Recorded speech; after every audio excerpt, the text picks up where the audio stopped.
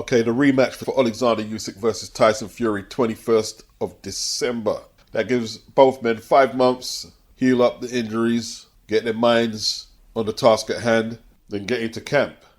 It's 7 months till the actual fight. Bob Arum said it could potentially be New Year. Remember, this is just a scheduled date. I don't think Tyson Fury does well with back-to-back training camps in the proximity of 3 to 4 months. The first fight was a couple of weeks ago. Probably put on at least a stone and more since then. Unless he's learnt from his first loss that the yo-yo dieting against someone like Alexander Usyk is going to put him at a huge disadvantage. Before May the 18th, everybody was figuring Tyson's worst enemy in himself would be the yo-yo dieting and the physical not living the life. He came in 277 for the Ngannou fight. But right now, while that may be an issue, how is he going to be psychologically after his first loss? A lot of fighters, and let's stick with the heavyweight division, they're lost in the wilderness after taking that first L. Sometimes they never recover. Can I ask you 2 questions, Alex, before you go? You made an observation about Fury. I mean, he's said to everybody via Frank Warren that he is enacting the rematch clause. The reasons why there is a rematch is because he's the one calling for it, because he's the loser. Do you have, besides making a point with the opposition, concerns that he might not want this fight? Considering Tyson Fury is not the biggest rematcher in the world of boxing. Well, he is, because he fought Wilder 3 times. But third time he was forced to fight him by the arbitration in the US. And he didn't. Fair enough. He didn't take the rematch after he defeated Klitschko. It's not his big habit to take the rematches. But these are things that have nothing to what we have at this moment. You know, you heard what Krushak said there. He welched on the Vladimir Klitschko rematch. After he drew with Wilder, the immediate rematch didn't happen. He waited a year to get his head right, his coaching situation, his body, etc., etc. And that benefited him. He won. He strategically took fights when he's wanted to take fights. He has did that. I'm not saying that makes him a shitty person. He's enjoyed the control. Most fighters do. But he doesn't have the same leverage he had where Usyk submitted to being the B-side, being mocked by Tyson, being given the runaround. Now this time, if Tyson can't get his body or his mind right and he's not ready for the 21st and he pulls out, well, what's Usyk going to do? Wait until the new year? It could be a year when Tyson is ready to fight. And Usyk doesn't need to do that. He's undisputed champion. It's Fury, in theory, who needs get back. Who needs to fight more than Usyk does. Usyk might start playing with him now. Pull out. And make Tyson restart camp like he made Usyk restart camp. Although Usyk said his camp never stopped. Looks like the WBC are going to create a big mess at 147. So Solomon Sissoko tagged Conor Benn in this social media post. Sissoko ranked number 1, Benn ranked number 2, indicating that they could be fighting an eliminator. Are they going to elevate Mario Barrios to champion? He's the interim champion. Terence Crawford is champion in recess. Benn still can't fight in the United Kingdom. The British Boxing Board of Control and UKAD appealed the National Anti-Doping Panel's decision to lift this suspension, and they were successful. Will Benn head over to the States and fight Solomon Sissoko, or will he hold out until September when I believe, or at least Conor believes, he'll be free to fight in the UK? I mean, Crawford's already been undisputed at 147. He's moving up to 154 to fight Madrimov. Why not just strip Crawford of the belt and let Sissoko fight Barrios for the full title and be done with it? And then, you know, Conor, he can fight an eliminator and he'll get a shot eventually himself. Matchroom recently signed Jalil Hackett, former TNT welterweight. He makes his debut on July the 13th on the undercard of Jerome Boots Ennis, IBF champion, taking on Cody CROWLEY in Philly. He takes on former Conor Benfoe, Peter Dobson, who Conor beat on points. Jalil will be looking to do one better than Conor and get him out of there. You know, Conor, he needs to get his situation sorted out in Britain and get cooking. He was the main Matchroom welterweight. Now they've signed Boots Ennis and they've got this kid Jalil, who's a knockout puncher, looking to make noise, get active and make noise. Who knows, he may even call out Conor. Easy fight to make. Exodus! Yeah, we continue with the theme of the PBC Exodus. We have Jahan Ingram, 23 years of age, 4 fights, 4 inside the distance. He's only had 1 fight since 2022, where he had 3 fights that year. 2023, no fights at all. Was he injured? Was he not offered no dates? I see him in a couple of exhibition fights where Floyd fought Chalmers in London and another one in Japan. They got him 1 fight this year, in March, but he hasn't been offered anything since. And he's seeing what's happening with the likes of JALIL, Boots Ennis, who was PBC, yeah? Let's not play around with words, he was PBC. Sabral Matthias, Richardson Hitchens have all left the PBC, moved on to Matchroom, and they can begin to plan out their careers with more consistent fight dates. And Jahan, he wants out. He wants out. I have a mouth to feed. I don't work a job. I pay my own bills. I only box. And boxers make money when they fight. And you think I'm about to keep my mouth shut when a brother ain't getting fights? Yeah, aight. Blueface voice. He's not having it. There was a post which I believe he deleted. It's all jokes with my post, but still not, because this is my career / life that's being played with. Ellaby is the CEO of Mayweather Promotions, but says it's out of his control. Then I have to address it with someone else. So what the fuck you CEO for? Like, what the fuck is it that you do? Oh yeah, gamble Mayweather Promotion money away. Leonard has a gambling habit, apparently. I love Floyd and appreciate everything from him, but it's time for me to part ways. I'm so behind from guys my age group and turn pro around the same time. That makes no sense when I'm supposedly with one of the best promoters in the game. And this is a talented kid. He's got very fast hands, knows how to position his feet, so he's always in punching range. He's never off balance, and he looks pretty good. But it looks like TMT are making it a little difficult for Jahan to leave. It's a little unfair, really, considering you've only got the kid 1 fight in 1.5 years. That's a little unfair. Leonard ain't got no answers. If he ain't got no answers, where does he get the answers from? What's Floyd doing? What, is he detained in Saudi Arabia? Was he going about trying to make his next exhibition fight? He'll be snapped up because he's a talent. He's a lightweight. He'll be snapped up. But I guess TMT and the PBC don't want to deal with the reality that fighters don't want to be on there. And why would they want to be on there? For what? To not fight? To not earn? Teofimo Lopez, he's fighting Steve Claggett, and I don't want to be disrespectful to Steve Claggett, but it's a fucking disgrace. It's a joke, absolute joke fight. It's on ESPN. I mean, it's like, you talk about the Teofimo Lopez coming off a good win against Josh Taylor, says he's the best 140-pounder in the world. That's a joke fight. You know, this is the guy who should be fighting Teofimo Lopez, and we believe he'll beat him all day long. So, Steve Claggett, I didn't see no recognisable names on his record. He's lost 7 times. And I think that's the issue for the likes of Eddie Hearn and those who've critiqued Teofimo Lopez for picking Steve as a voluntary. It's the 7 losses. If he didn't have the losses, a lot of people wouldn't study his record. They'd be just saying he's unbeaten and wouldn't challenge him being a voluntary defense. I didn't see no recognisable names in there, but I've seen lots of fighters without recognisable names on their record get title shots. But because they're undefeated, nobody challenges the record. And that's one of the bigger problems in boxing today. People looking at glossy, shiny looking records. And yeah, Teofimo is probably looking for an easy voluntary after he embarrassed himself against Jermaine Ortiz and needed top rank politics to save his belt. And there's Bob making a fucking spectacle of himself in Leeds the other day when Jack Catterall clearly outpointed Josh Taylor way more convincingly than Teofimo Lopez supposedly outpointed Jermaine Ortiz. And, you know, Claggett's on a winning streak of 9 or 10 fights. He's ranked number 10 by the WBO. So it's definitely a cherry pick. But let's not call it a cherry pick because he's got some losses on his record. Let's look at the all-round body of work. And I'm not talking about Claggett specifically. I'm talking about all boxers. Anthony Yarde is in a dispute resolution procedure with Queensberry and Frank Warren. So on the 16th, he withdrew from the purse bid with Joshua BUATSI. The purse bid was ordered for June the 17th, but Yarde won't be showing up. Albert Ramirez, never heard of him. He could be next in line to contest the purse bid with Joshua BUATSI.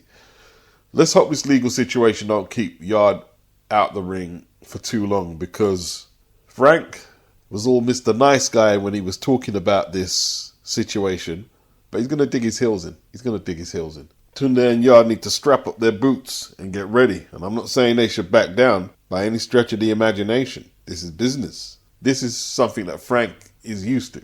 Promoters generally outlast fighters. So getting into a legal battle is always more stressful for the fighter than promoter, the majority of times. While Frank's in this legal battle, he's in Saudi Arabia. He's got Joyce and Chisora at the copper box. While Ryadh is in court, nothing's going on in terms of him getting title shots and getting paid. When was it? 2014? Frank Warren said he'd never work with Derek Chisora again. 10 years later, Derek Chisora and Joe Joyce at the copper box can be a great show. Yeah, Frank Warren and Nassim Hamed. They fell out on less than amicable terms. And now Frank's promoting his son. Hamed's talking about, oh, Frank's the best, we're better than Eddie. The UK is a small territory. The boxing world is actually a small territory. Always a chance that you might have to compromise and work with people who you fell out with not too long ago. There's always a chance that can happen. Look at Eddie Hearn and Deontay Wilder. As of now, we are together. So after this fight, we'll see that we remain the same. Could you possibly continue fighting with Matchroom? I can see that possibly happening, you know. But in my opinion, Eddie always wanted to promote me, so he getting a little taste of what it's like to promote the Bronze Bomber. There's only so much stories that can make the cut in every episode when I upload. As it says here, Wilder entertains at the open workout, but the stick and glove routine he's doing with one of his trainers, is it Don House? It's curious. It's curious. Like Saturday, to me, it's not the time for, oh, look at me, I'm unpredictable, you never know what could happen, you know, sort of thing. It's solid fundamentals, punch selection, all this, even I don't know what I'm going to do next. It doesn't play well into your late 30s, because with youth, what it lacks in experience, it makes up for it being instinctive, where it's more an athleticism thing. Wilder's saying they want the savage back, they want the animal back. You can't just summon that when you want to. It's either there or it's not. I mean, how much improvements can he make from last December, where he laid that egg against Joseph Parker, some 6 months later? He showed a lot of deficiency in his boxing, a whole lot. Zhang terrorized Joseph Parker in the early rounds. Zhang and Sean George, his coach, said they're going to work on the stamina. I pay that lip service only. Once it gets to 9, 10, Zhang is vulnerable. He's susceptible. He's looking to take Wilder out early. Zhang, he terrorized Joseph Parker in the early rounds. I'm just not sure Wilder has the technical ring skills to combat Zhang's offense in the early rounds. Launching a 1-2 at Zhang, if that's all you have. Like, if Zhang starts parrying that jab, you guys can scream bomb squad all night. Bomb's getting diffused.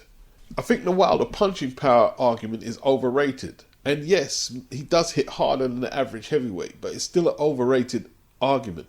If any of the top tier heavyweights catch you with flush right hands, it's not going to do you no good. Whether you're knocked out one shot or you're staggering around the ring, it's not going to do you no good.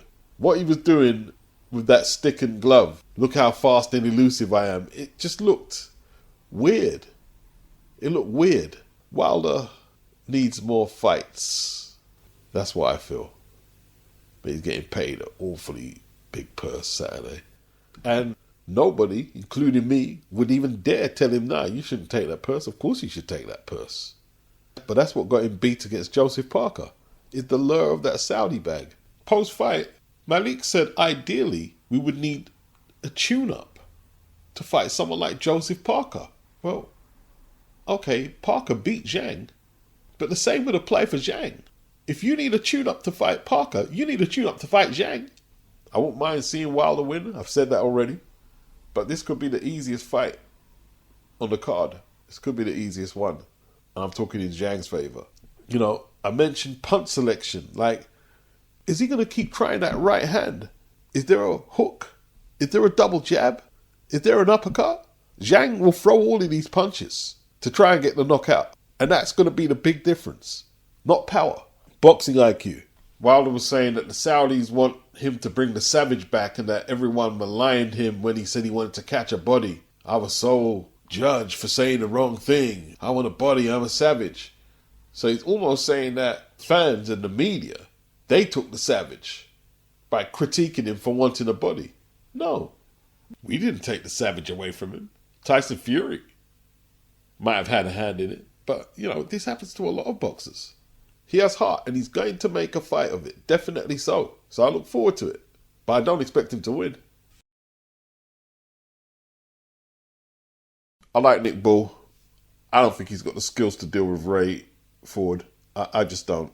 But, you know, people were talking about Ray Ford with the shades, perhaps hiding his eyes, looking sunken in from draining himself to make 126. He had the hoodie on as well. So if there's weight issues, that could be Nick's window of opportunity. It could be. Looking forward to it. I think Ray's a very good fighter. Very good. Ammo versus SHEERAZ. I think Williams is the better boxer. SHEERAZ was on the canvas not too long ago against an also ran. It's a tough one, but I think Ammo on points. On points. A few hairy moments for Ammo, but on points. HRGOVIC versus Daniel Dubois. I'm getting all patriotic saying, yeah, Dubois, you know what I mean? Like, don't let him get in your head, because HRGOVIC, smug, arrogant, telling Daniel he's stupid, and it's a very premeditated mind game. He's trying to fuck with Daniel. He thinks Daniel is vulnerable to the mind games, and he's really going for it. Daniel looked good against Miller, and I'm rooting for Daniel, but I can't forget the 2 quits against Usyk and Joe Joyce. I do believe HRGOVIC wins it, but I'm just hoping I'm wrong. Unfortunately, Don Charles didn't get the memo from Beats. He needs to be highlighting that HRGOVIC is dirty with the rabbit punches. Highlight it at the next press conference, at the weigh-in, whenever. Bring up the fact he rabbit punched Mark DeMore, who had no shot at winning. Rabbit punched him, so that way you alert the referee, commentators, and more importantly, you put it in HRGOVIC's head that everybody's onto you. So he thinks twice about doing it, and you take away one of his weapons. But yeah, that's a whole other spiel. HRGOVIC will win. I think HRGOVIC will win. Now the same Willy said something racist to Craig Richards, and Boxing King Media edited it out of the video. And Craig wasn't impressed with Willy or Boxing King Media. A lot of people haven't been impressed with Boxing King Media, but if they're Willie Hutchinson's homeboys, they're going to protect him, aren't they? Is Willy a racist? Do I really care? Is he trying to get in Craig Richards' head? Willy's been acting weird all build up, to be honest with you. He's been acting very peculiar. Seen a couple of things on social media where you had a little bit of a two-in and a throw-in out back, and I've got to shout out Boxing King Media for that. I think there's two big... Don't shout out Boxing King Media for that. Boxing King Media cut and edited all of his parts and cut out certain things he said because they're friends, but that's another subject. We won't go into that. But I was disappointed in him considering the content of the things he cut out, and I'm knowing he's probably received things like that and still decided to back his friend to protect him. But that's here nor there, because I don't want to get into too much of all of that, considering I've known him for a while, but we'll move forward from that. Now your man Willy, Big Willy, pause. Willy was a favourite to beat Lennox Clark in 2021. Now, Willy will probably deny it. He'll put it down to the weight. He was weight drained. But Lennox intimidated him and walked right through him in 2 rounds. He's had 3 wins since then. None of the names he's beat mean nothing to the boxing world at large at 175. And I think a lot of his behaviour in Saudi Arabia, perhaps fear, nerves, combination of both, maybe extreme confidence. You can say what he likes. Craig Richards is the best opponent he's faced. He's better than Lennox Clark. Lennox not a bad fighter, but Craig is the best opponent he's faced. So Willy might think he needs to do a little something to get an edge. See if he can wind Craig up. Craig's training with Shane McGuigan right now. Listen, I just want to punch his head in. I don't really care what he does well. I'm not really bothered. I don't really respect him that much. No. I see him early, saying racist stuff to me. I'm just going to punish him Fat Saturday night. That's about it. Oh, wow. Craig won't be fazed, though. Willy's just another opponent, and this is just another fight. Craig's seen worse up there in South London. He's been through worse than that. Yeah, this fight is not about race, and Craig will know that. It's not about race. It's about getting in there and executing this game plan. It's nothing personal. It's nothing personal. If Willie wants to take it personal, that's his business. Craig is the biggest overwhelming favourite in the 5 versus 5, and nothing changes, regardless of what was said or what wasn't. And with that, I'm gone. Ghost, peace, sayonara.